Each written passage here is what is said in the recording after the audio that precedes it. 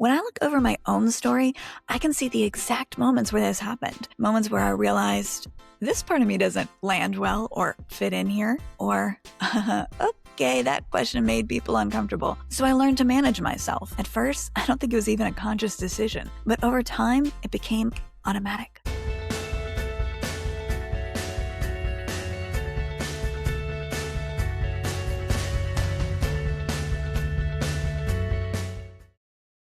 Hey friends, welcome back to the Joyful Rebel podcast.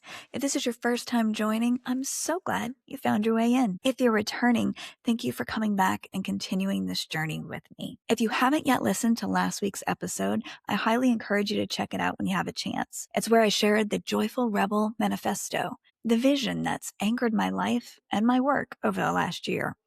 Today, though, we're starting where all real identity work begins. Not with who you should be, not with who you became out of necessity, but with a quieter and braver question. Who were you before the world told you who to be? Because before expectations, before comparison, before learning what was too much or not enough or not practical, there was a version of you that moved through the world with curiosity, imagination, and instinct. That version of you didn't disappear. She went quiet.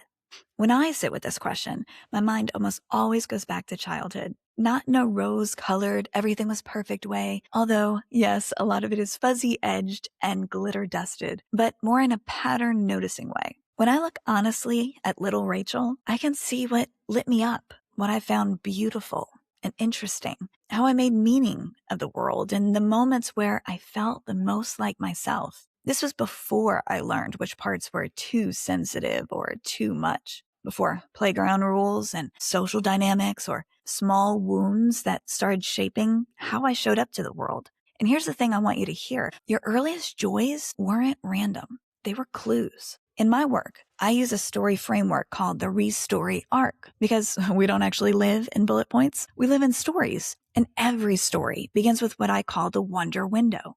It's one of my favorite parts to decide for all of the main characters that I've written in my books. It's the part of the story where curiosity is alive, where imagination leads. If you're young, it's where identity hasn't yet learned to perform. Or later in life, when that more innocent, hopeful version of you peeks back out again. When joy sparks unexpectedly, when delight sneaks in, when play shows up without asking permission. Think Anna Green Gables naming everything beautiful. Lucy stepping into Narnia through the wardrobe without demanding proof or even pausing to question, how is this possible? It's Elizabeth Bennet noticing what others missed. And it's Lorelai Gilmore trusting her instincts long before life complicated them. Wonder is, in many ways, pre-performance. And even as adults, wonder still enters the story whenever we drop the mask, intentionally or not. Think of Christmas mornings, Disney World with your kids, a memory that suddenly lights up your body again. That flutter, that warmth, that's information. And this is one reason why stories like Pride and Prejudice and Little Women are still so loved and relatable. It's not because of romance or nostalgia, or not only because of it, but it's because of identity. We recognize ourselves in characters who start with clarity, lose it under pressure, and then slowly reclaim it. Elizabeth Bennet doesn't change who she is. She remembers it. Jo March doesn't become bold. She stops apologizing for being bold. That's identity work. Here's what usually happens next in real life. The world introduces conditions. Be kind, but don't be inconvenient. Be creative, but make it useful. Be faithful, but don't ask too many questions. Be joyful, but not too loud about it. So we adapt. We trade instinct for approval, wonder for self-protection, curiosity for caution, not because we're weak, but because we're relational. When I look over my own story, I can see the exact moments where this happened. Moments where I realized, this part of me doesn't land well or fit in here, or, okay, that question made people uncomfortable. So I learned to manage myself. At first, I don't think it was even a conscious decision, but over time, it became automatic. Whenever I entered situations that I decided needed a different version of me, from one footfall to the next, I'd slip into roles, slide on masks, almost without thinking. I just started dimming my light, pretended I agreed when I didn't, or I didn't have an opinion when I did. And all of that image management, it worked. I got validation, longing, less friction. It worked until it didn't. This is why the Wonder Window matters. It isn't just a storytelling device. It's a real life, real talk, lived experience that shows up time and again throughout our lives. And just like everything else, when we start to notice these things, it's powerful. Wonder is where identity begins, and shrinking is where it gets complicated.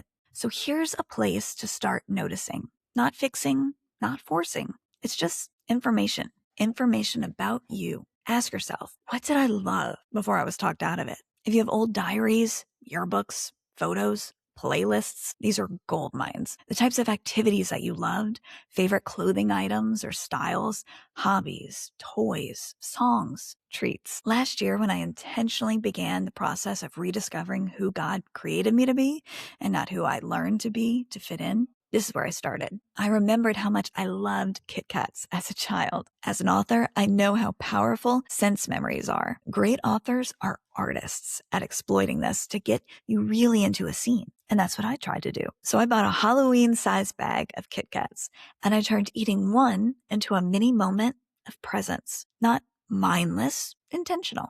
Remembering moments when I was a kid eating the same treat. And I'm telling you, it started to make a difference because it wasn't about the candy. It was about permission.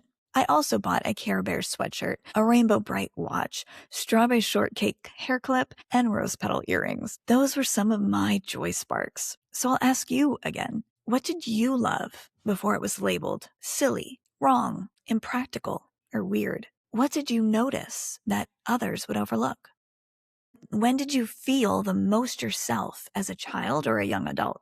The joys that we find in life, the things that we find interesting or that catch our eye or linger in our minds, they're signs. They're clues to our true self, glimpses of our identity peeking out from beneath the roles and hats and masks that we've put on top over the years. And the combination of all of these things, they are unique to us, like fingerprints. For those I coach, I like to ask, if you had to create a life map that only contained 5 to 10 moments of your life, what moments immediately jump to your mind? What are the 5 to 10 moments that you've been the happiest, where you felt the most free? Free is a word that I discovered represents the moments I've felt the most authentic. Joy too, obviously. Those types of questions aren't about going backwards. They're about recovering orientation, because your wonder window doesn't tell you what to do, but it can remind you of who you are. So let's pause for a moment.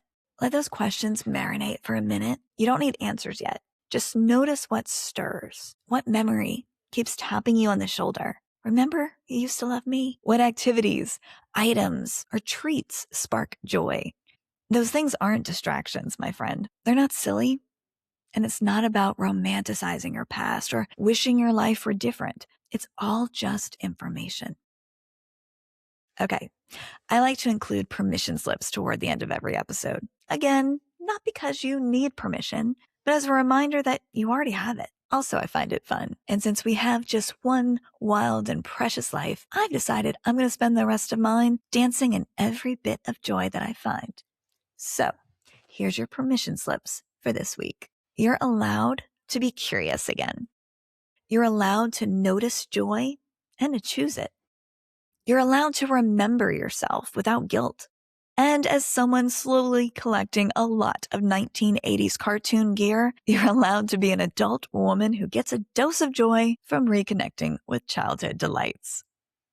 Okay, that's all for today. If this episode resonated, I've written a deeper reflection over on Substack, over at The Petal and the Plot, and I'd love for you to join me there. The links for that and for a free resource I created to help you brainstorm your own joy sparks are in the show notes. Next week, we're talking about how shrinking often gets mistaken for faithfulness and how to untangle the two.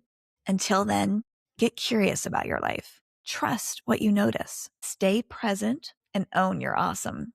I'll meet you back here